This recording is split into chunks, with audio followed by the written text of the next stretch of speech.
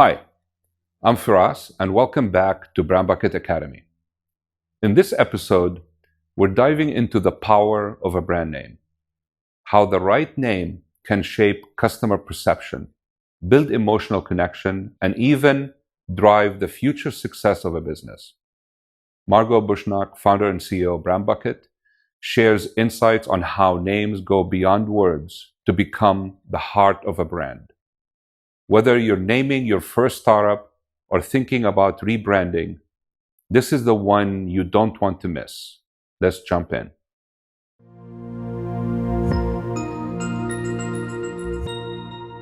How you doing today? I'm good. How are you? Not too bad, not too bad. So today we're going to be talking about the power of a brand name, why brand names matter. So how can a strong brand name influence how people feel about a business? Naming your company or product is like naming a baby. It's the first thing they think of. It's the thing that they get attached to. And even if you have a brand that grows beyond the scope of your original name, it can still represent a feeling or the thing that you're attached to. So a name like Airbnb, they chose that because it stood for air mattress and bed and breakfast, but they have gone way beyond air mattresses and bed and breakfasts, and now they represent kind of a whole class of the sharing economy. But even when they redid their logo, it has a heart. People have attachment to it. They have a love for it. And it is a verb. You know, you Airbnb your home or you Airbnb your apartment. And so the name kind of loses meaning after a while when it becomes a brand. It becomes the item that the piece of the brand that people are attached to. Yep, that makes perfect sense. Very cool. I like that the brand or the name loses its meaning when it becomes a brand and it just becomes something that you're attached to. That's very cool. What kind of first impression can a great name make, even before someone learns what the business does? This is more difficult when you have a completely invented word. But if you have a name that is a dictionary word or a combination of dictionary words or immediately evokes a dictionary word, like Canva invokes canvas, it can instantly, if it's a good brand for what you are selling, it can instantly give a feeling of, okay, I've now prepared myself. I have a sense of what you're about to tell me you do. And hopefully what you're about to tell me you do matches with that sense I have. That's when you know when you have a good name, when you can say the name first and then tell them what you do, and it all jives. It all makes sense. Even if the name doesn't actually say or relate in any way to the actual business itself, we're talking about it. It's an emotional first impression and the relationship back to that emotion rather than actually telling you what you do. Exactly. So a name like Patagonia is a region of South America that's very rustic, very desolate. And so people who know about Patagonia, who have been there, get a feeling of that area. And then you tell me my company's name Patagonia, I make outdoor equipment and clothing for outdoor use. It immediately makes sense. Yep. Very cool. So we're going to be talking about the psychology of naming. Okay. Why do some names feel more trustworthy, exciting, or premium than others?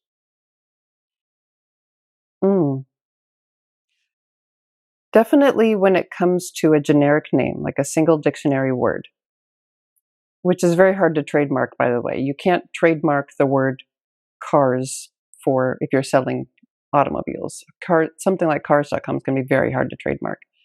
But it can instantly convey authority that of all of the other automobile sellers out there, my name is actually the most basic name that you can get. And so people understand, even if they don't know the value of domain names, they can say something about this company is important enough or good enough, or they make enough money where they're able to put a stake in the ground and say, I am cars.com. Yep. So that's the trustworthy aspect. Yes, exactly. What would be a good example of something exciting?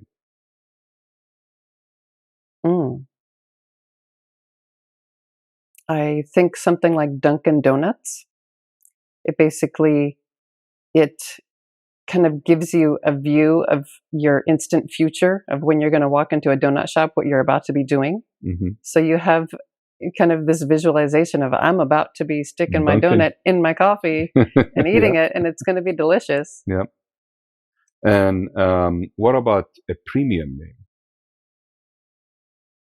Premium, I would go back to the dictionary word name.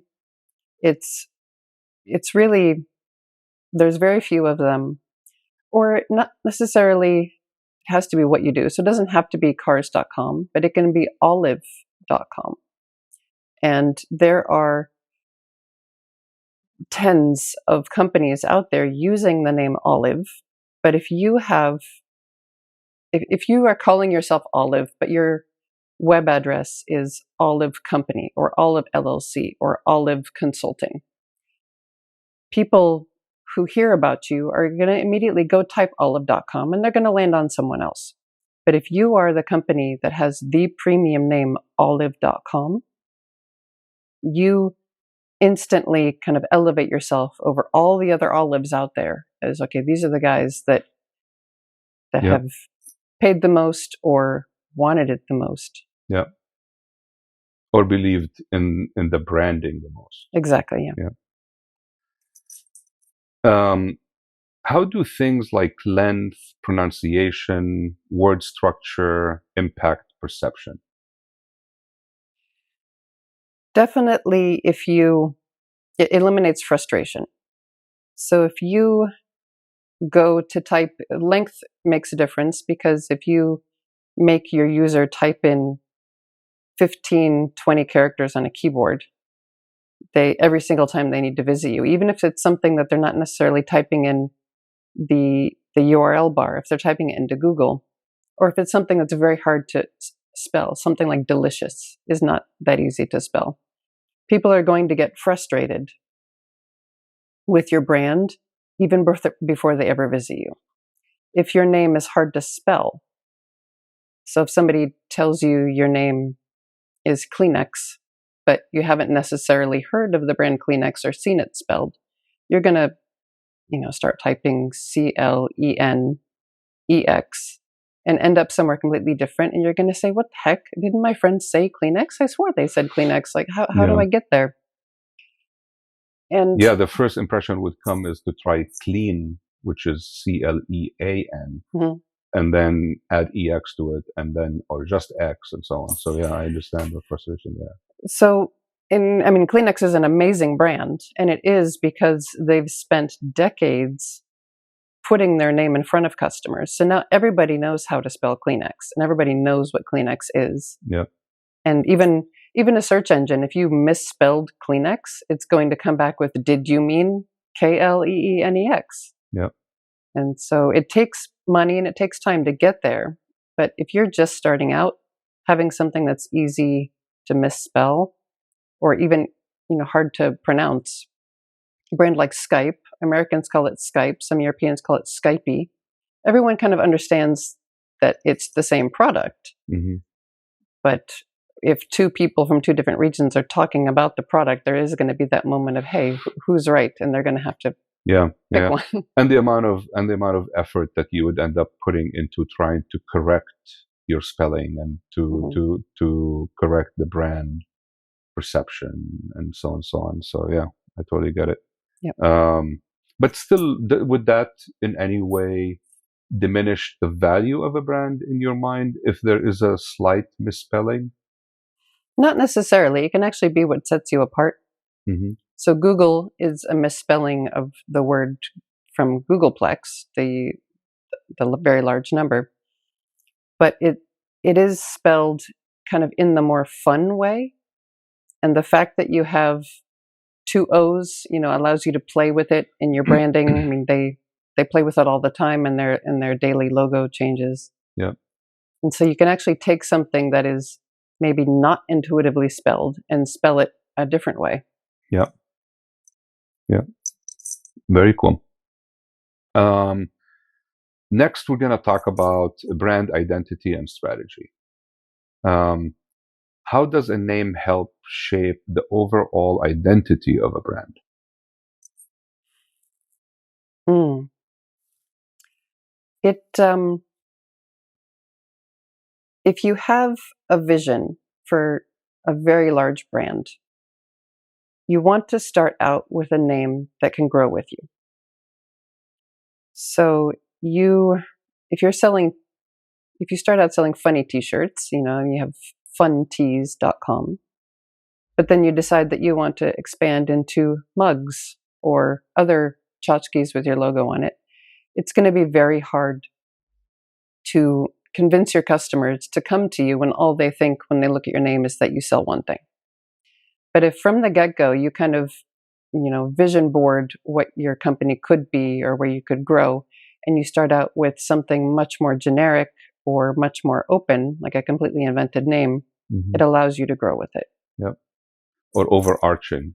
But even if you went with a name that plays on the word tchotchkes, you might want to expand into beyond just tchotchkes. And again, you have to kind of decide or make a decision early on about how far out you want to be, and the focus of the business would be kind of somewhat potentially affected in that sense. So I totally get that. That's cool.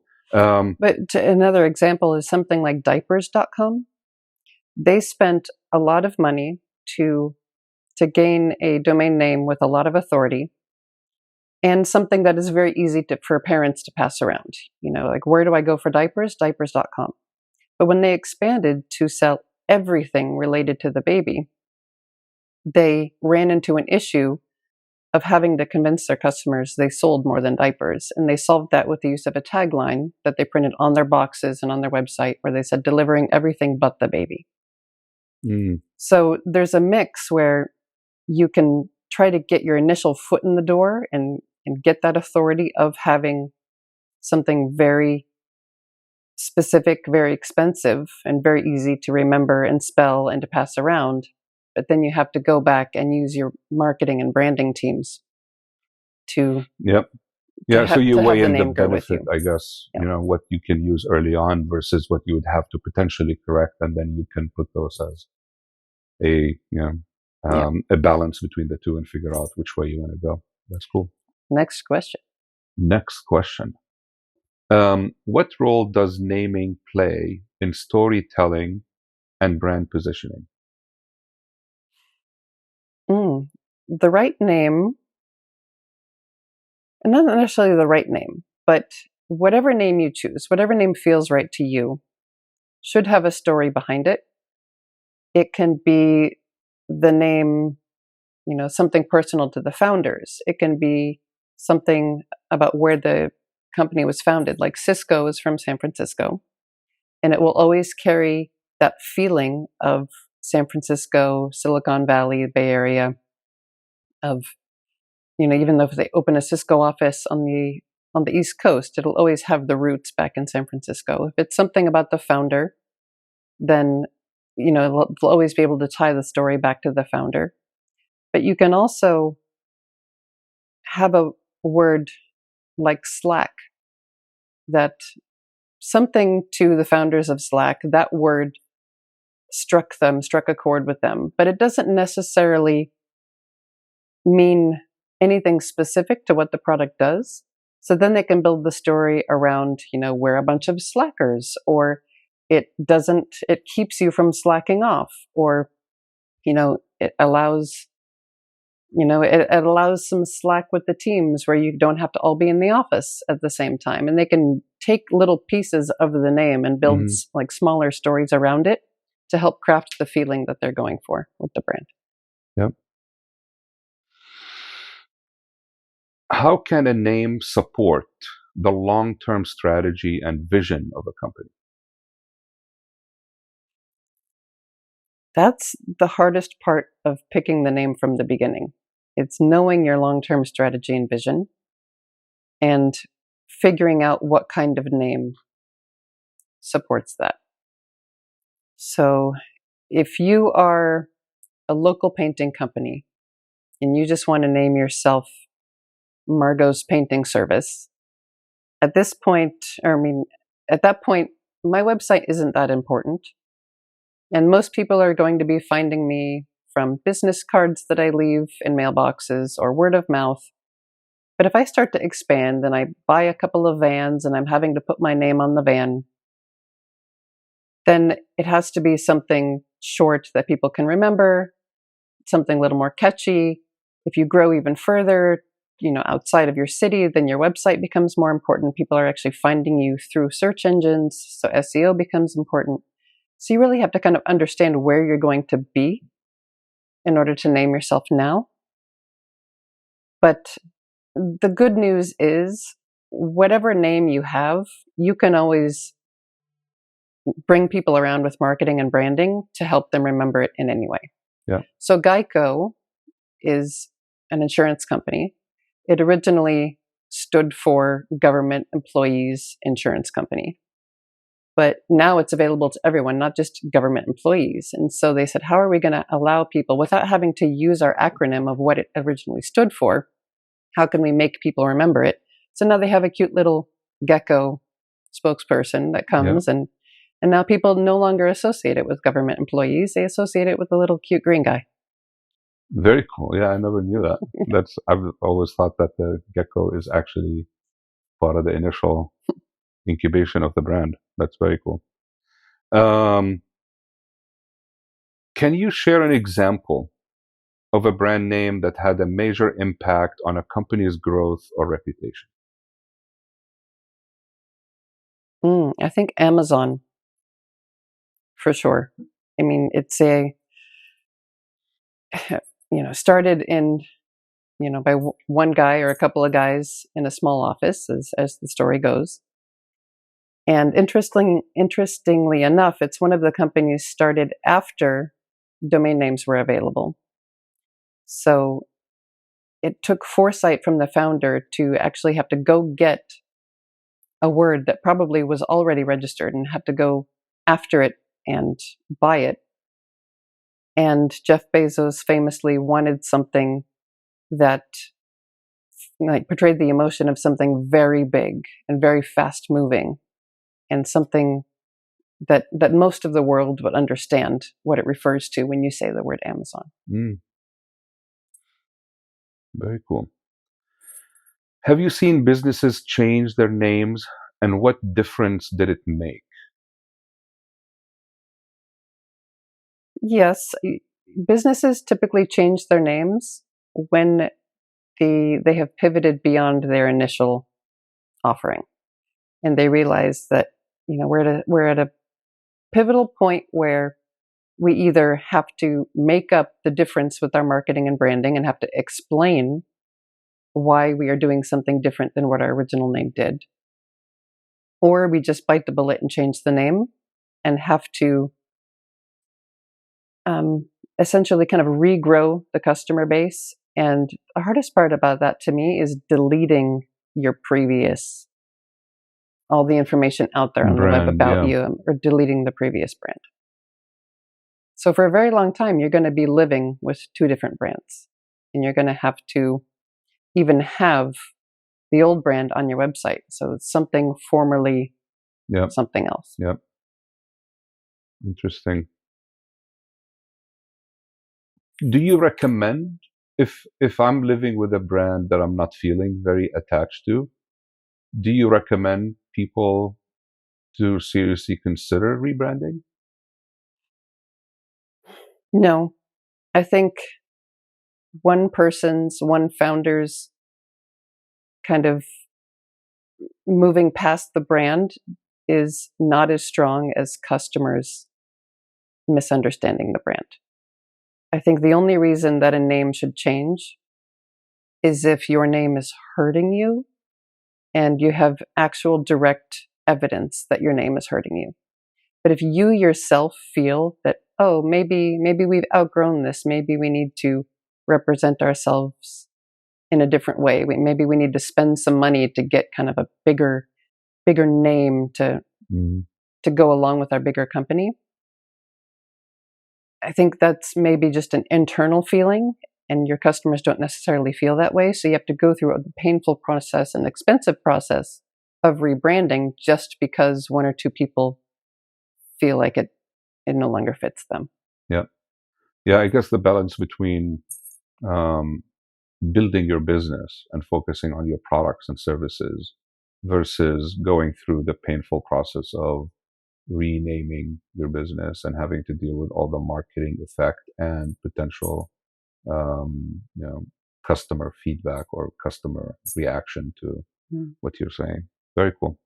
Um, what lessons can entrepreneurs learn from brands that got their naming right? I think most of the times when brands got their naming right, it was a happy accident. Naming is very, very hard to do because you don't know where you're going to be in 5 years. And most people, even if they sit down and plan out where they're going to be in 5 years, it never exactly matches, what they thought Mm-hmm. at the beginning. And so most of the time when people think they got the brand right, it's the marketing engine behind it, making people fall in love with it. And it's the love that they feel after the fact that makes them think, oh, they chose the right name at the right time. And not necessarily. They could have chosen the same name, done a much worse job marketing, and you wouldn't feel the same way. Yep. Very cool. Next, we're going to be talking about naming as a competitive edge. So, in a crowded market, how can the right name give a startup a competitive advantage? I think it's the perfect, especially if you're not the first mover in a space. If you were coming into an already crowded space, a name is the perfect way to showcase your personality and your strengths. So if you are a software company coming into a space with really big, entrenched companies that are very serious, very expensive, very corporate, you can come in with a really kind of sharp, witty, playful name and immediately attract people who are looking to move away from something big, slow moving ship and towards kind of a more youthful, progressive organization. So the name it's a personality conveyance Yeah. is a huge plus for people coming in. Yeah. What should people consider if they want their name to stand out, but still feel authentic? I think making one of the most overlooked parts of a name being memorable, actually two. The first one is how it sounds. So the phonetics of the name, and then also the visualization that you can have with the name.